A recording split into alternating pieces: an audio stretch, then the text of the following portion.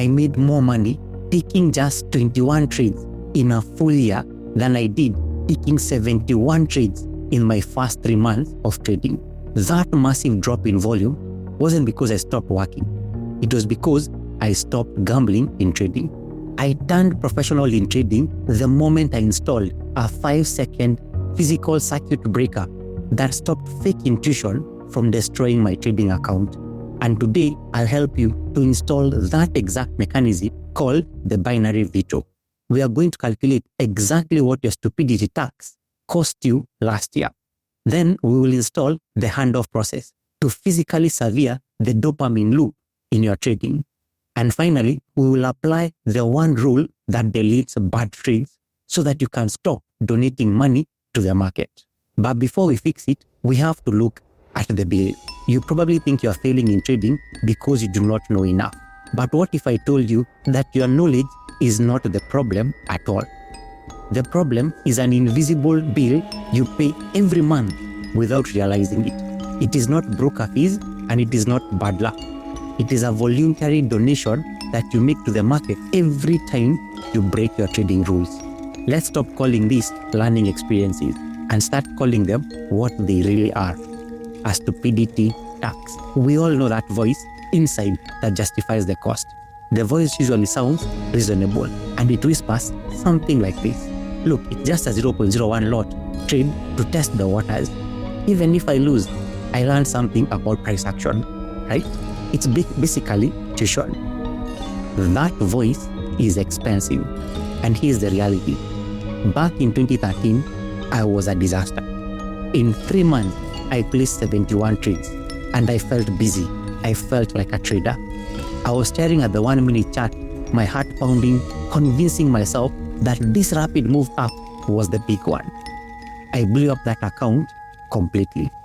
But fast forward to 2016, I looked at my stats and realized something shocking. That year, I only took 21 trades. Total, not per month, but the whole year. And I made more money in those 21 trades than I did in the 71 gut feel trades from before. That gap between 71 trades and 21 trades, that wasn't experience. That was 50 trades that I simply did not take. Now the data backs this up. A famous University of California study by Baba and Audit, analyzing over 66,000 households, proves that the most active traders only earned 11.4% annually, while the market earned on average 17.9%. They paid a massive performance penalty just for the privilege of clicking buttons. Those 50 extra trades that I took, they were just entertainment fees. I was paying a massive tax to the market for my own lack of discipline. But the professional trader flips that script. I haven't seen an 𝑻𝒊𝒎𝒆𝒓 setup in 3 days. That means I have saved my capital 3 days in a row. My job is to protect the vault, not to pay the admission fee. The first step to deleting bad trades is to see exactly how they are really costing you right now. And here's the 3-step stupidity tax audit that I ran on my last 30+ trades. Step 1. Look at every single loss in your trading journal. Step 2. Ask this binary question: did this trade follow my written trading plan 100%? And step 3. If the answer is no, highlight it in red. That money was not lost to the market. It was taxed. Now, let's do the maths. Imagine you have a $10,000 trading account. You find 5 red highlighted trades. Even if you only risk 1% or $100 on each trade, that is $500 that you just lit on fire. Put that in perspective. That $500 loss likely erased your last 2 winning trades entirely. And think about that. You effectively worked for free for 2 weeks just to pay for those 5 moments of weakness. When I did this, I found I was actually a profitable trader who was just dumping all his profits into this trading tax. The moment you see that number, you stop blaming the broker. You realize that the only thing standing between you and profit is your index finger. But knowing the tax is not enough. You cannot outthink a dopamine spike. You need a physical circuit breaker to stop the impulse before it leaves your hand. Here's the uncomfortable biology. You cannot logic your way out of a bad trade in the moment. When I see a fast-moving trading candle, what I call the dopamine chart, my brain floods with chemicals before my logic even wakes up. Trying to use willpower to stop an impulse to trade is like trying to stop a sneeze by being polite. It does not work. I need a physical interruption. You know that feeling when the charts hijack your brain? Oh wow, look at that price bar go. It is moving so fast. My hand is already on the mouse. I just need to get in before the market leaves without me. And we have all been there. It is 2 p.m., you are tired, you see a green trading candle shoot up on the 1-minute chart, but it is not at your level. It is not in your plan, but it is moving. You lean in, your pulse quickens, you feel that tightness in your chest. Your hand is literally glued to the mouse. And at this moment, you are not analyzing. You are hunting for an excuse to click. You tell yourself, it looks strong, or I'll just scalp a few pips here and there. Use logic, too late. The train has left the station and you are just a passenger. The mistake was not the trade itself. The mistake was keeping the hand on the weapon while the brain was compromised. I had to break that electrical loop in my brain, and I had to do it physically. The disciplined trader's mind has a circuit breaker, and it sounds like this. I feel the urge to click. That means my emotions are high. That is a red flag. Hands off the desk. Now, to survive this biological hijacking, I use a physical safety plan. This is what I call the handoff process. It is a 3-step physical override that buys survival time. Number 1, detect the pulse. The second I feel that urgency, that excitement or FOMO, I recognize it as a biological threat, not a market signal. Real trading signals are boring. Urgency, it is a trap. Number 2, sever the connection. I physically take my hand off the mouse.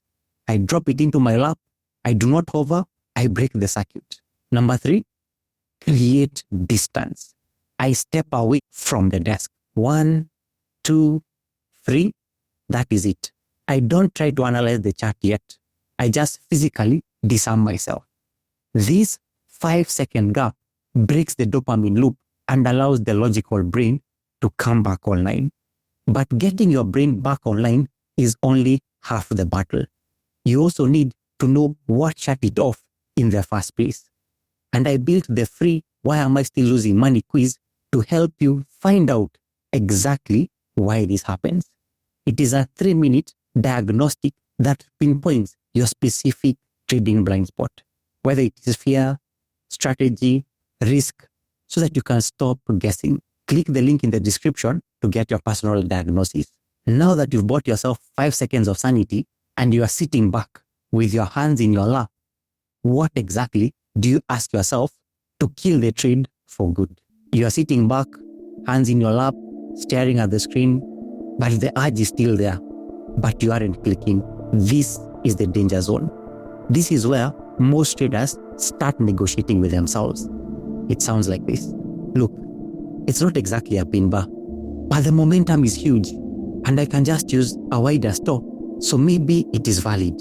Refusing to negotiate with yourself is the hardest part. Think of your trading plan like an exclusive nightclub. Inside is where your trading edge lives. That is the VIP section. But outside is the chaos of the street. Most traders act like a bad bouncer. A trade walks up, it is flashy, it is loud, it is wearing a nice suit, maybe a green trading candle. Then the trader asks, does this guy look cool? The answer is subjective. Yeah, he looks cool, let him in. And that is how you blow up your account, judging based on vibes and looks. A professional bouncer does not care how cool the guy looks. He looks at the guest list. If their name is not on the list, the guy does not get in. Period. This is where I install that cold, heartless bouncer during that 5-second pause. The professional trader's mindset kills the negotiation instantly like this. The chart looks exciting, but does it match the image in my trading plan? No. Then it is just noise. Get lost. And this is where we apply the final logic filter. I call this the binary veto. While the chair is pushed back, I ask one specific interrogation question provided by the system. I don't ask, is this a good trade? I don't ask, will this make me money? I ask, is this exactly in my written trading plan or am I gambling? Here's the standard. Can I physically point to the line in my rule book that permits this specific trade setup? If I have to say, it is basically a pin bar or it is close to the level, I know I am gambling. The veto is absolute. If the answer is gambling, or even if I am not sure, the bouncer closes the door. No debate, no, just this once. That trade has been vetted and labeled a threat. This 5-second check changes your identity. Using the veto stops the gambling feeling, hoping for a win, needing the lights and the action, and it builds the casino owner feeling. The casino owner loves boredom. They look clinical. They know the match is on their side, so they do not sweat every spin. They just need to make sure the dealers follow the rules. And every time you engage the process, push the chair back, say no to a bad trade, you are casting a vote for that new identity.